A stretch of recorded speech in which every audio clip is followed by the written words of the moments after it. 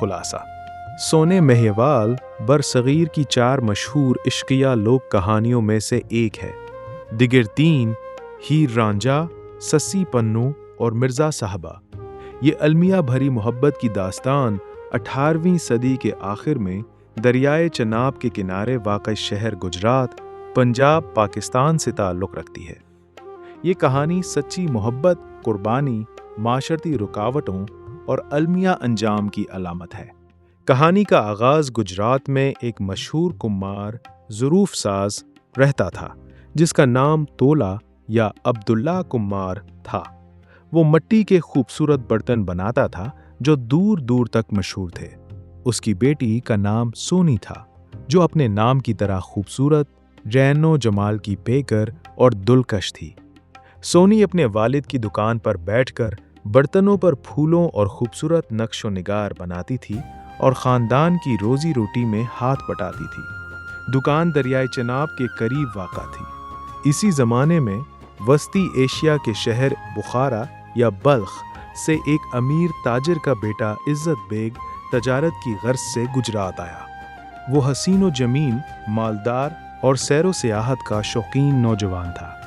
ایک دن برتن خریدنے کے بہانے وہ تولا کمہار کی دکان پر پہنچا۔ وہاں اس کی نظر سونی پر پڑی اور سونی نے بھی اسے دیکھا۔ دونوں کی نظروں میں ایک دوسرے کے لیے محبت جاگ اٹھی۔ یہ پہلی نظر کا عشق تھا جو فوراً گہرا ہو گیا۔ عزت بیگ روزانہ برتن خریدنے کا بہانہ بنا کر دکان پر آنے لگا۔ وہ سونی سے ملنے کے لیے ڈھیر سارے برتن خریدتا اور مزید آرڈر دیتا۔ رفتہ رفتہ وہ اپنے کاروبار کے طور پر چھپازے سے لا تعلق ہو گیا۔ اس کا سارا سرمایہ اور توجہ صرف سونی کی محبت پر مرکوز ہو گئی۔ کاروبار تباہ ہونے کے بعد وہ بالکل مفلس ہو گیا۔ بخارا واپس جانے کی بجائے اس نے سونی کے والد کے پاس نوکری مانگی۔ تولا کمہار نے اسے ملازم رکھ لیا اور اسے مویشی، خاص طور پر بھینسیں چرانے کی ذمہ داری سونپی۔ اس علاقے میں بھینسیں چرانے والے کو مہین وال یا ماہ وال کہا جاتا تھا۔ اسی وجہ سے عزت بیگ کا اصل نام بھول گیا اور وہ مہیوال کے نام سے مشہور ہو گیا۔ اب وہ سونی کے گھر کے قریب ہی رہنے لگا اور دونوں کے درمیان قربت بڑھتی گئی۔ عشق کی رسوائی اور شادی سونی اور مہیوال کا عشق خفیہ طور پر پھیلتا گیا۔ جب یہ بات سونی کے والد اور برادری تک پہنچی تو بدنامی کے خوف سے تولا کمہار نے فوری طور پر سونی کی شادی اپنے ہی قبیلے کمہار برادری کے ایک نوجوان سے طے کر دی۔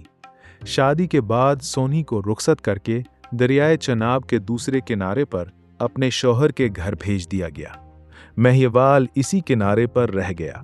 شادی کے باوجود سونی کا دل مہیوال کے لیے دھڑکتا رہا۔ وہ اپنے شوہر سے خوش نہ تھی۔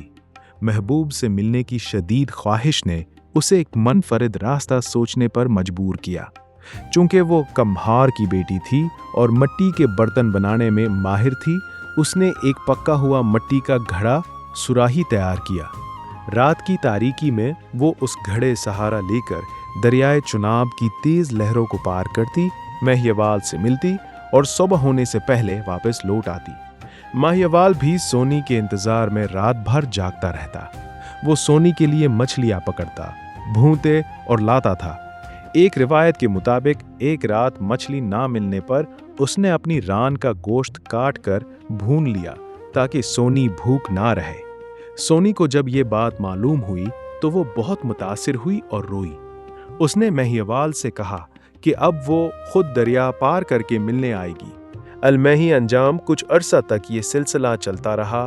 سونی کی نند یا ساس ناندی، مختلف روایات میں مختلف رشتہ، کو اس راز کا علم ہو گیا۔ حسد یا خاندانی عزت کے پیش نظر اس نے سازش کی اور سونی کے پکے گھڑے کو کچے گھڑے سے بدل دیا۔ ایک رات سونی بے خبری میں کچا گھڑا اٹھا کر دریا میں اتری۔ تھوڑی ہی دیر میں پانی میں گھڑا گل گیا اور پھیل گیا۔ سونی لہروں میں ڈوبنے لگی۔ اس نے مہیوال کا نام لے کر پکارا لیکن کوئی مدد نہ پہنچی۔ آخر کار وہ دریائے چناب کی گہرائیوں میں ڈوب کر ہلاک ہو گئی۔ دوسرے کنارے مہیوال نے جب سونی کا انتظار کیا اور پھر اس کی چیخیں سنے تو وہ برداشت نہ کر سکا۔ वो भी खुद को लहरों के हवाले कर दिया और सोनी के पीछे डूबकर जान दे दी। दोनों की लाशें दरिया के किनारे मिली। बाज़ रिवायात के मुताबिक उन्हें अलग अलग दफन किया गया। सोनी की कब्र सिंध के शहदादपुर में भी मंसूब की जाती है, जबकि कुछ रिवायात कहती हैं कि दोनों एक ही कब्र में आराम करते हैं। कहानी का पैगाम और अहमियत। सोने महिवाल की कहानी माशरती रुकावटों, तबकाती, ख़ानदानी और जबरी शादी के खिलाफ सच्ची मोहब्बत की जदोजहद की अलामत है। सोनी को बहादुर, बेबाक और मोहब्बत की खातिर सब कुछ कुर्बान करने वाली हीरोइन के तौर पर याद किया जाता है। ये दास्तान पंजाबी और सिंधी लोक अदब, शायरी, ख़ास तौर पर शाह अब्दुल लतीफ़ भटाई के सूर सोनी, गानों, ड्रामों, फिल्मों और फ़नून लतीफ़ा में जिंदा है। लोग कहते हैं कि सोनी आज भी चनाब के पानियों में डूबती जा रही है, यानी मोहब्बत की राह में कुर्बानी का सिलसिला जारी है। ये कहानी न सिर्फ रोमानवी है बल्कि समाजी तनकीद भी, जो औरत की आज़ादी इंतखाब और मोहब्बत की ताकत को उजागर करती है। सोने महिवाल की मोहब्बत तारीख के सफ़हात पर उमर हो गई। आज भी गुजरात और चनाब के किनारों पर उनकी याद में मज़ारात और लोकगीत गाए जाते हैं, जो सच्चे आशिकों की पाकीज़ा और लाजवाल मोहब्बत की गवाही देते हैं।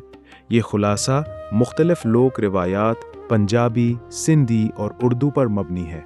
इलाकों के लिहाज से मामूली तफसीलात मुख्तलिफ हो सकती हैं, लेकिन मरकज़ी मोहब्बत, कुर्बानी और अलमिया एक जैसा है।